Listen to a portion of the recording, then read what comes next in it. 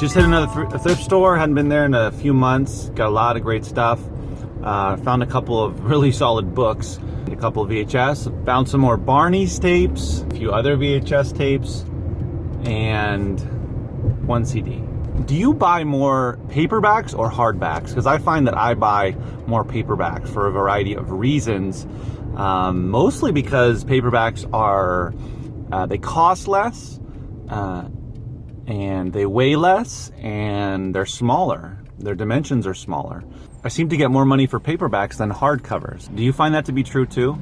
Ever since the beginning of starting FBA, I have largely focused on paperbacks. I skim through hardcovers, but when I really look through them though, I don't find too many that are worth very much money. It seems, maybe that's just because there's more paperbacks. I'm not too well versed on paperback versus hardcover in the marketplace, but my assumption is there's more paperbacks than hardcovers, and that might be a part of it. Now, don't get me wrong, if I find a whole bunch of hardcovers going for $50 or $100 each, I'm not gonna pass those by and say, oh no, they're too heavy. I'm definitely gonna buy those and send those in for sure. But I get a little leery of really heavy books, even paperbacks. Some paperbacks can be really heavy. And most of them are not, of course, but there's some that are. And unless I'm getting the book for really cheap, but if I'm getting the book for over $1, then and it weighs a lot, it's going to have to make some decent profit. Otherwise, it's just not going to be worth sending in and increasing the weight. And if it's a larger book, of course, it can cost more money to store in the warehouse if it's going to take a while to sell. So do you send in more paperbacks than hardcovers? Just be curious to know. Today, as I was going through the books, I just found many more valuable paperbacks. I only found a couple of hardcovers worth buying, and I just don't seem to find the really profitable books in hardcover. Of course, there's a lot of textbooks worth a lot of money that are hardcover, but I don't seem to find too many of those.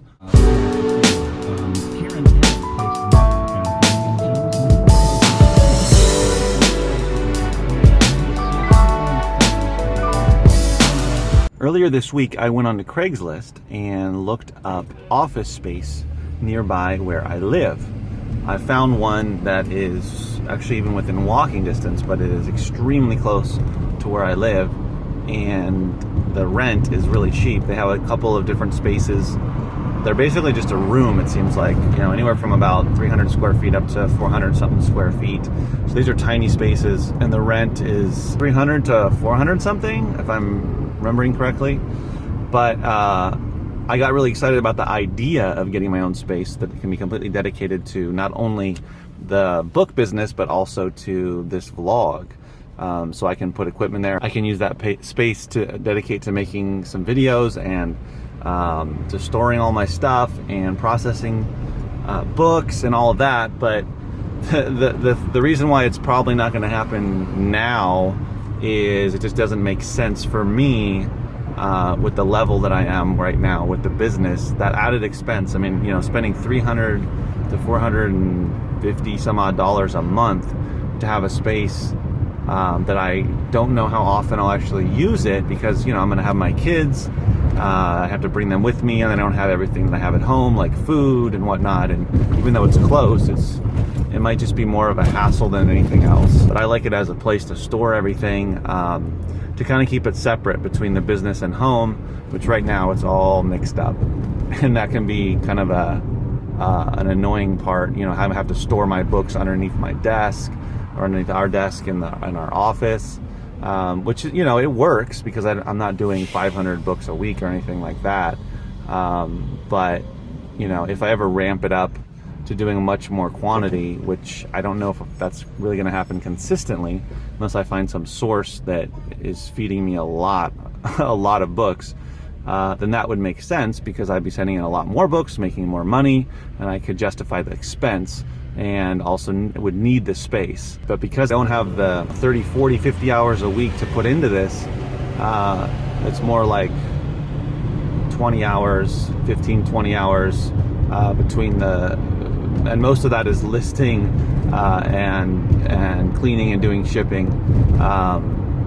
The sourcing is probably a little bit less than half of that. I would imagine. I haven't actually sat down and thought about how many hours I spend a week. I know if I spent another 10 hours sourcing a week, I would, I'd ramp it up significantly, and then I would probably be able to justify getting an office. It's an exciting prospect though to do that, but I'd have to be able to justify the expense, and it has to make logistical sense. Otherwise, I'm just gonna waste money. The other cool thing about it is the first month's rent was free, which is nice. Kind of feel it out, and also the leases were anywhere between 3, 6, and 12-month leases, which is nice. So you can do a 3-month lease, see how it goes. If it doesn't work out, you can get out of it. But it's a relatively inexpensive investment in your business, though, if you are trying to do this full-time or a little bit more than part-time, and don't have much space at home, or it just, it's kind of getting a little bit cluttered and whatnot. It's nice to be able to save money to just have it at your house, but do everything at your house. But sometimes, you grow bigger, and it doesn't make any sense anymore to do that. I hope to get there this year, but I think it would have to be, I'd have to find a bigger source, or a source that could, I could be getting more books from in a larger quantity, more consistently, than just going out there and sourcing. Kind of like books coming to me, someone calling me and saying, I have books for you to come pick up, kind of a thing. So I picked up some good stuff today. Most of it was books. I got about 8 or 10 VHS tapes. I think there was one, at least, a Barney that was going for good money. But aside from that, nothing too big or too valuable or profitable. Well, profitable, not extremely valuable in terms of VHS. So I just wanted to show you some of the different kinds of books that I got today, as just an idea of the variety of things that you can find out there. This one here, which is sort of like, I don't know how you would describe it. It's not the warlock magician type stuff, but it there's swords, and it's got like the sort of knight look to it, or there's armor the guy is wearing, like he's going to battle in Rome or something.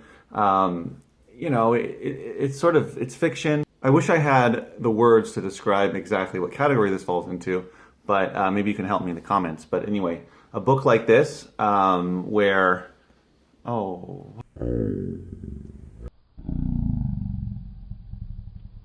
apparently I was blind when I was sourcing this, because if you can see right there in the top corner, the top right corner, looks like a rat got to it. So I'm gonna have to decide whether I want to list this or not. At best, it's gonna be acceptable. I'll probably take a picture of it, describe it in detail in the condition notes. So that's too bad, but it cost 99 cents too. Oh well, if I don't end up listing it, lesson learned, which is open my eyes. But anyway, so this is another one here. It's called Praetorian: The Great Game by S.J.A. Tourney. This guy's a legionary, whatever that is, I'm not sure. But anyway, so if you see ones like this that sort of look very fantastical, take a look at them. Not all of them are going to be worth selling, but some of them, you never know. Another two that I got are books that are selling extremely fast. So the first one here is Love Does by Bob Goff. And this one is ranked 580, something like that. So this is a book that is selling many copies a day. Probably hundreds a day, 100 a day, I don't know, but very many copies a day. So this one is just flying off the Amazon shelves, and it's not going for great money. That's the thing. If you can find books that are ranked under 1,000, they're not going to be going for $50. I mean, rarely. I've never seen that. But $10, and you can underprice it. The thing is that people are buying it so frequently that you don't have to be $2 under the Amazon price. You can be 50 cents, 75 cents, 25 cents, and you're gonna sell it. It's gonna sell because someone's gonna come along and buy it because there's so many people buying this book. So that one was a little bit too much, 99 cents, but I'll still make at least 3 to 4 times my money, and it'll sell really fast, so I'll get the money back quick. And then this one called Mindset, The New Psychology of Success, which I started flipping through. It looks pretty interesting. This one is ranked 84 as of right this second. Just looking at Amazon at the rank. So 84. Aside from the book ranked #1 that I found a few weeks back, this is one of the lowest ranked books I've ever found. Again, this is not one that's going for a lot of money, but I got it for 75 cents, and I'll probably sell it for like $9.50, $9.25 around there, and still make good return on my money. And make paid like $4 something, close to $5. But it'll sell really fast. You know, if you have 100 of these and you're getting them for 75 cents, 50 cents, under $1, you're making good return on your money. You're not making the kind of return that if it was going for $20, $30, but because it sells so fast, it's not going to sit there for very long. I don't find ones ranked this low that often, but when I do and they're not going for $6.99, you know, or $4.99, then it's good to pick up. This is one of the more valuable ones that I picked up today. It's called A Short Guide to Writing About Psychology, 3rd edition. And this is a school book. So this one, Amazon's price is, I believe, $44. There's actually not very many copies either. The lowest MFU's price with shipping is $28, and there's no other FBA offers. That is a great scenario. I can't remember what the rank is, but this is a book that's definitely going to sell. If it doesn't sell before August, the next back to school rush, it'll definitely sell in August for really good money, so I could price it around $30. Appears to be in very good condition, so I can price it pretty high.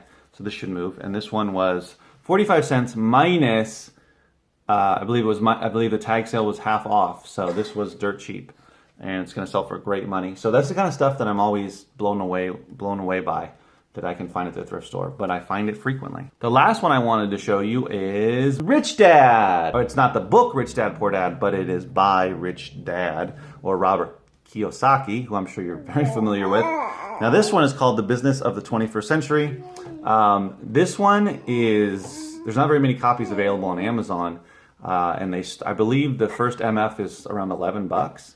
And I don't think there's any FBA offers if I remember correctly. So this one will go for decent money. I got it for 75 cents minus 75% off, so probably around 20 cents or so. Remember I was telling you the other day about, I thought that other book that I bought about nursing had to do with multi-level marketing, network marketing. I was wrong. This one does. This one, The Business of the 21st Century, has to do with multi-level marketing. So that kind of stuff can sell really well. It's a thin book.